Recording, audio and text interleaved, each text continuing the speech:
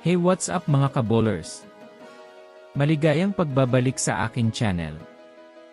Halina't pag-usapan natin mga kabowlers ang balita patungkol sa hindi naman niya daw humina si LeBron James ngayon at ang balita patungkol sa pagbitaw ng Warriors kay Jonathan Kuminga. Tara na't pag-usapan natin yan. Dito sa Basketball Hotshots.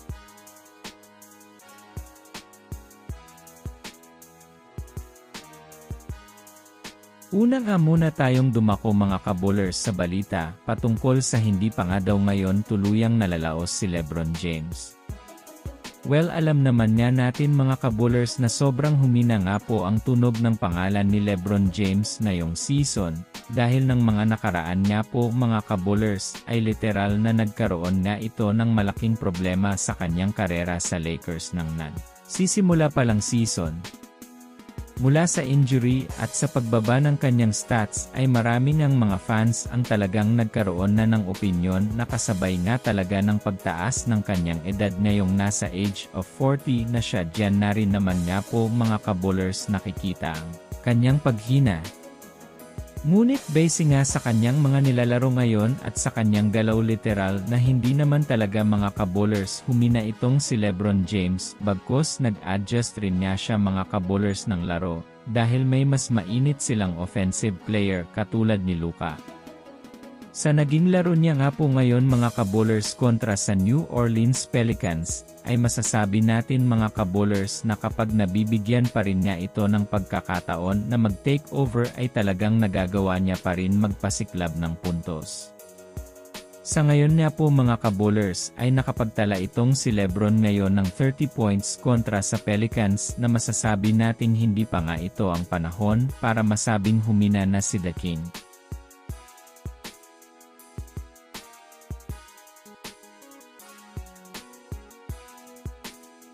Samantala pumunta naman tayo mga kabowlers sa balita patungkol sa pag-trade ng Warriors kay Jonathan Kuminga. Lingid niya sa kaalaman ngayon ng mga fans na si Kuminga nga po ang number 1 player ng Warriors na maari nang maitrade sa ibang kupunan.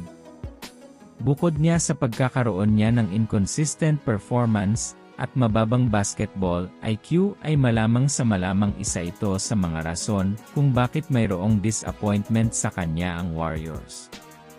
Kanina nga po sa kalalabas na balita galing sa Warriors, kumpirmado na nga po ngayon na talagang papakawalan na ng Warriors itong si Kuminga upang magkaroon ang Warriors ng panibagong player na maaring magbigay ng malaking pagbabago sa mismong Warriors team.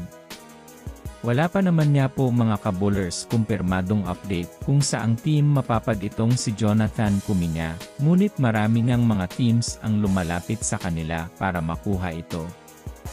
Kung susumadahin nga natin isa din sa mga tumutulak sa Warriors na pakawalan na itong si Kuminga yan, ay ang pagkakaroon nito ng malaking issue sa kontrata na masasabi nga natin mga kabowlers na isa ito sa hindi magandang mindset ni Kuminga as a player.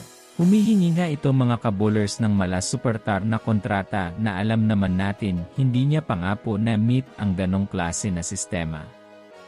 Kaya naman sa ngayon malamang marami din ang malulungkot na mga fans dahil dito, ngunit sa ayaw at sa gusto nyo mga kabowlers maiti-trade talaga si Kuminga anumang oras ngayong season. Kaya abangan natin ito.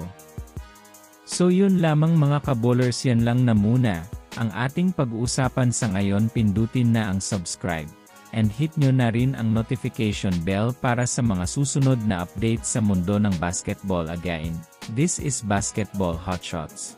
Thanks for watching.